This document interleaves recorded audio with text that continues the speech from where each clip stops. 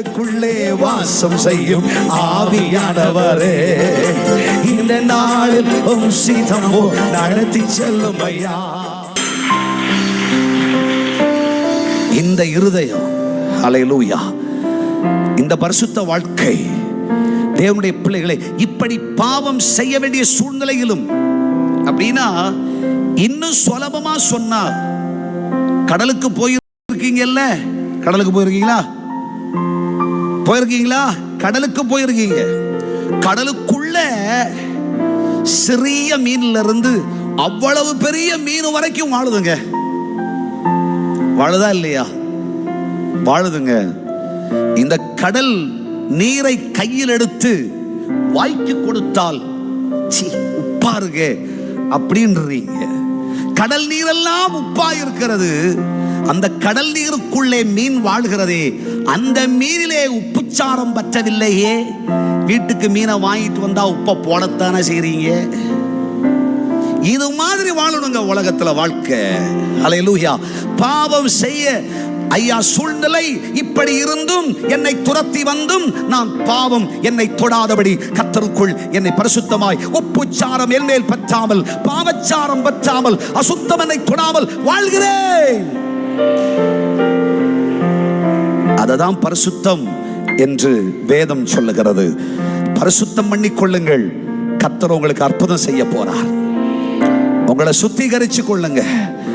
உங்க வாழ்க்கையிலையோ செயல்பாட்டிலேயோ ரகசியமா எந்த பாவ நிலை இருந்தாலும் இன்னையோட விட்டுருங்க. ரகசியமான பாவ உறவுகள் இருந்தால் விட்டுருங்க.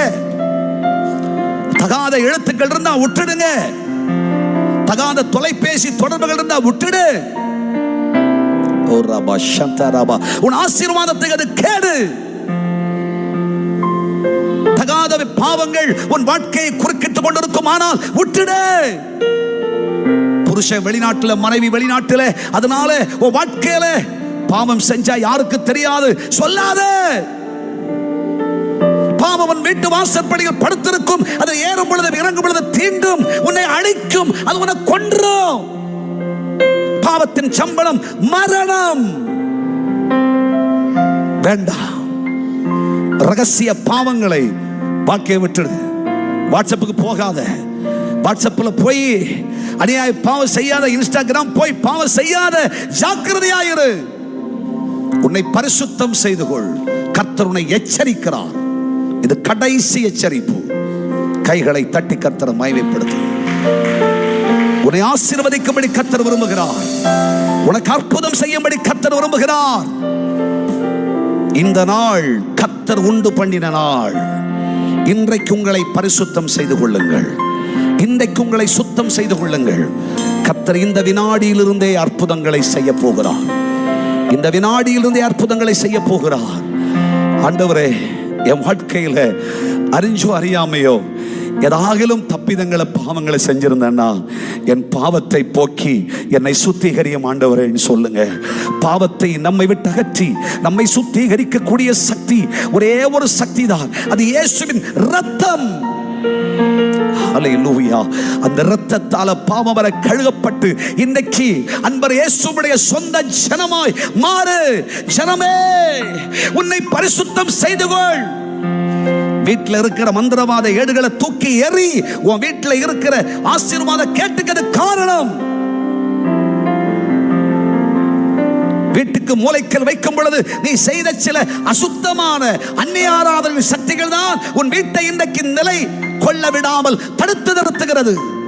ஆவியானவர் சொல்றார். ஹல்லேலூயா. வீடை வித்துட்டு போனோம், இங்க வாழக்கூடாதுன்னு சில சிந்தை கொண்ட சிலர் இங்க இருக்கீங்க.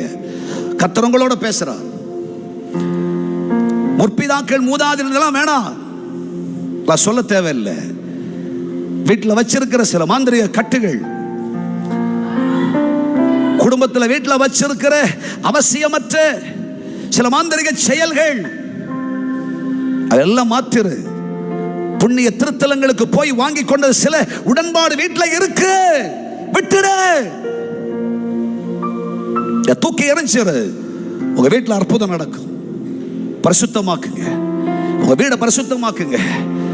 உங்க புருஷன் ஆண்டவர் ஆசீர்வதிப்பார். உங்க வியாபாரத்தை ஆண்டவர் ஆசீர்வதிப்பார். உங்க மனைவியை கர்த்தர் ஆசீர்வதிப்பார். தேவனுடைய கரம் இன்றைக்கு உங்கள் குடும்பத்தில் நீட்டப்படும்.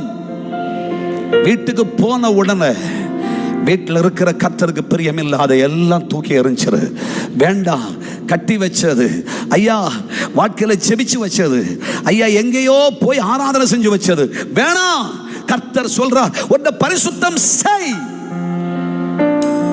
கர்த்தர் உனக்கு அற்புதம் செய்ய போகிறார். அவர் பரிசுத்தர், அவரால் அற்புதம் செய்ய முடியும். நிச்சயமாய் அவராலே அற்புதம் செய்ய முடியும்.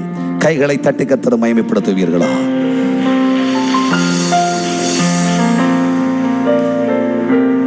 மூன்றாவது, பரிசுத்த ஆவியானவர் சொல்றார், உனக்கு அற்புதம் செய்வேன்.